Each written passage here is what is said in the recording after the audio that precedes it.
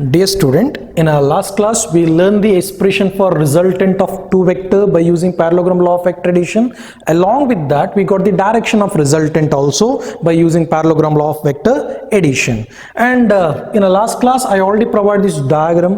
ಈ diagram ನ use ಮಾಡಿಕೊಂಡು you calculated the resultant of two vector by using parallelogram law of vector addition.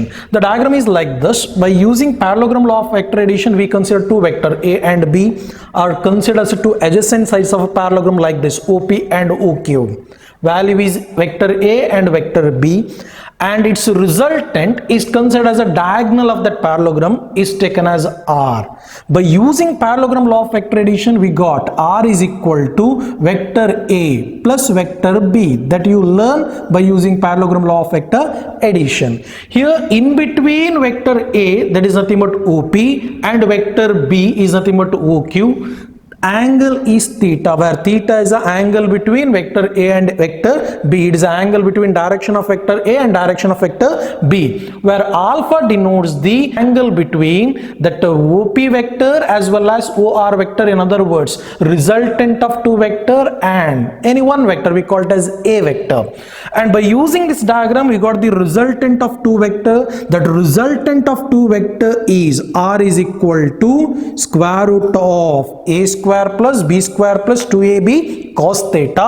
I told clearly there A matte B is the two vector, and by using parallelogram law you got the resultant, and here depending on angle theta we're going to decide the value of resultant. We're going to decide the value of resultant, and this formula is called law of cosine. Keep this point in your mind. That formula itself is called law of cosine. If anyone asks the question like this, which formula used to represent the law of cosine, means resultant R is equal to square root of A square plus B square plus 2AB cos theta. This is the formula used to represent the law of cosine. Here depending on this theta value we're going to decide what should be the value for resultant of two vector. If two vectors A and B are parallel, theta becomes 0. If both two vectors are anti-parallel or acting opposite, theta is equal to 180 degree. Depending on theta, we come to know what should be the resultant of those two vector.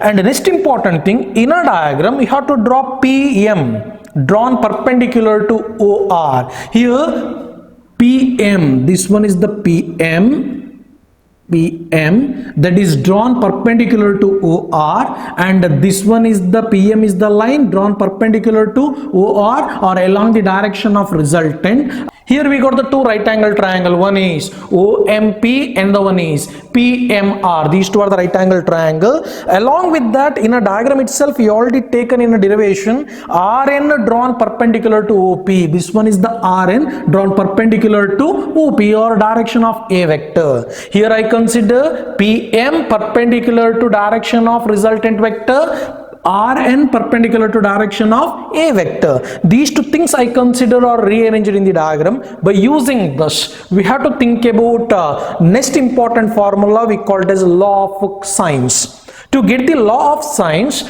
first you have to consider a diagram. Using diagram, I consider two right angle triangle. First right angle triangle is triangle PNR. That is nothing but this one, triangle PNR. By using this right angle triangle, we have to think about expression for sin theta. Sin theta is nothing but opposite side divided by hypotenuse. Here sin theta, by using triangle PNR, sin theta is equal to Rn, opposite side divided by hypotenuse is nothing but PR. Sin theta is equal to Rn by PR. We get Rn is equal to PR sin theta. Dear student, where PR and OQ are parallel, I told in a last derivation also. Here PR, this line and OQ are parallel. Here PR value and OQ value are equal. PR and OQ value are equal. PR is equal to B. By substituting that value, we got Rn is equal to B sin theta. I assumed that equation as A. Next, we consider one more right angle triangle is nothing but ONR. ONR. This right angle triangle. By using right angle triangle ONR, we consider definition for sine alpha, where sine alpha again opposite side divided by hypotenuse. Here opposite is nothing but Rn. For triangle ONR, sine alpha is equal to Rn divided by OR. Here sine alpha is equal to Rn divided by OR. Here Rn is equal to OR into sine alpha. Here OR itself is called resultant of two vector, is considered as the diagonal of a parallelogram, and by using that we got Rn is equal to, in place of OR I taken R, it becomes Rn is equal to R sine alpha, is assumed as equation number B. From equation A and B, both are equal to Rn. Here equation A as well as equation B ಎರಡನ್ನ compare ಮಾಡಿದ್ರೆ both are equal to Rn, then we get B sin theta from equation A is equal to R sin alpha. Equation B, we got B sin alpha, take sin alpha to this side, B divided by sin alpha is equal to R divided by sin theta. I assumed this one as equation number 1. Continuation of this, we have to think about two more right angle triangle. Next right angle triangle is triangle OMP. That triangle is nothing but this one, right angle triangle OMP. I already drawn PM perpendicular to the direction of resultant vector.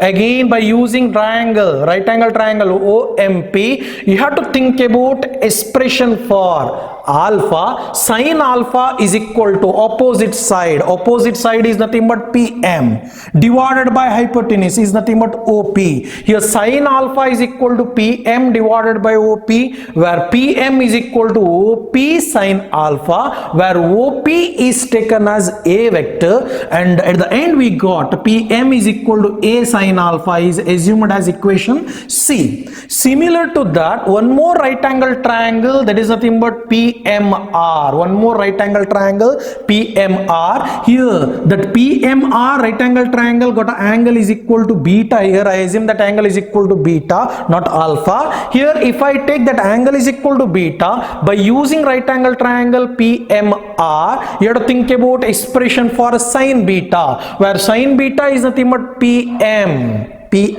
divided by hypotenuse is nothing but PR. Here sin beta is equal to PM divided by PR, where PM is equal to PR sin beta, where PR and OQ are parallel. I already said is equal to vector B. We got PM is equal to B into sin beta. I assumed as equation D. By considering equation C and D, both are PM itself. Equation C, we got PM is equal to A sin alpha. Equation D, PM is equal to B sin beta. By considering or comparing these two equations, we got A sin alpha itself is equal to B sin beta. Again simplify that, A divided by sin beta is equal to B divided by sin alpha. I call that as equation 2.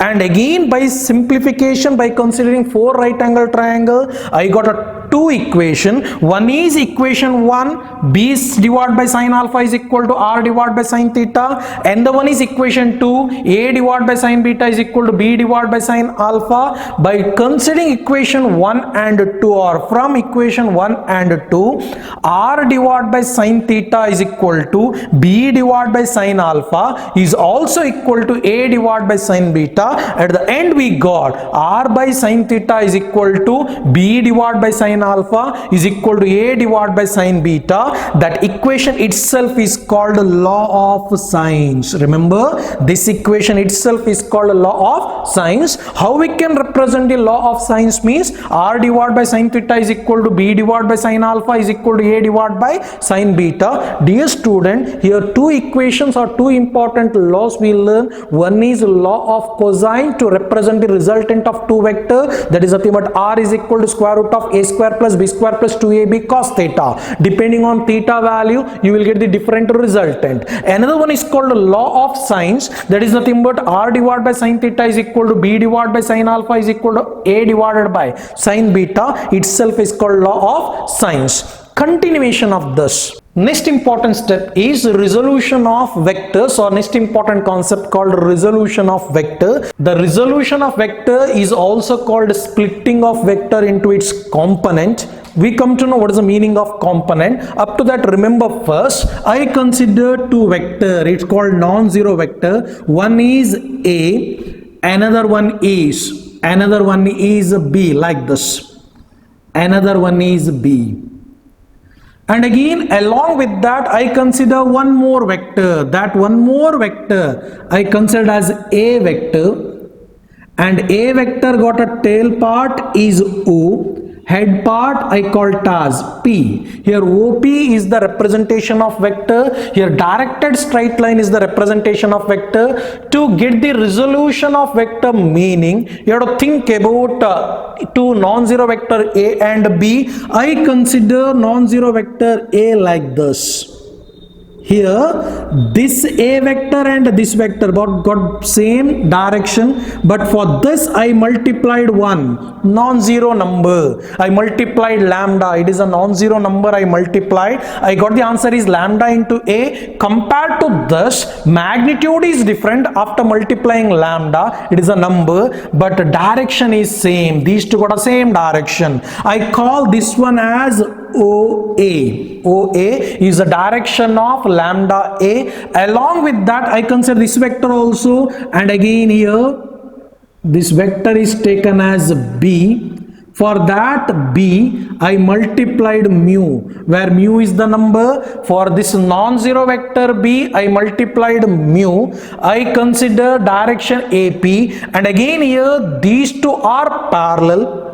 Magnitude different after multiplying mu. I already told by multiplying any real number to a vector, magnitude going to change and direction remains same. If it is negative real number is multiplied to that, direction going to change. But here lambda and mu both are real positive number multiplied to two non-zero vector A and B. I got a triangle of vector addition. By using this triangle of vector addition or this diagram, I got the resultant of those two vector. It is nothing but A is equal to lambda into A plus mu into B. Remember, this is according to triangle of vector addition. One more important thing, here lambda into A and mu into B represent the components of this vector A.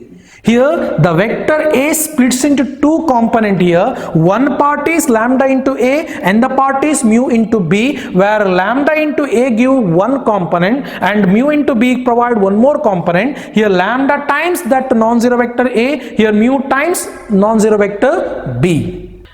By considering these things, you have to think about orthogonal type of vector that I already explained. In case of orthogonal type of vector, to represent that, I consider orthogonal type of unit vector. There are three different unit vector I already consider. One is I cap is a unit vector along x-axis,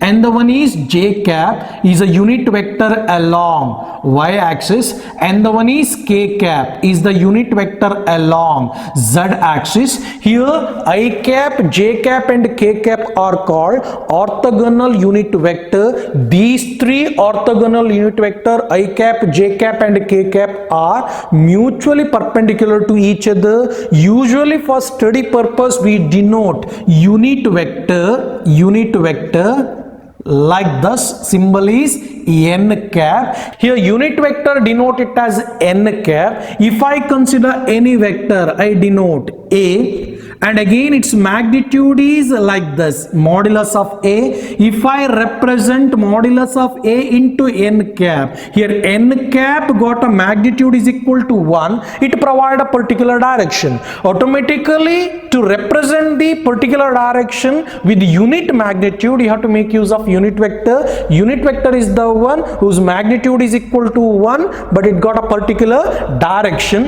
And to represent the unit vector, I already told there are three important types. One is called I vector, its value is equal to 1, its direction is along x-axis. And the one is j vector, its value is equal to 1, its direction along y-axis. And the one is k cap, its value is equal to 1, its direction along z-axis. Here I, j, k, three unit vector or orthogonal unit vector are mutually perpendicular, its magnitude is equal to 1, it represents the particular direction. You can represent the I, J, K like this by using first 3 fingers. Here if I take this one is the x-axis, direction of I cap is like this. It is the y-axis, direction of J cap is like this. It is the z-axis, direction of K cap like this. You can take in any way. These 3 I, J, K are mutually perpendicular to each other. And again we'll do the continuation of this resolution of vector, and we'll discuss what are the component of that vector by splitting the vector into component in the next class. And just go through these things. These things are very much essential to work out the most of the concept under vectors. Thank you.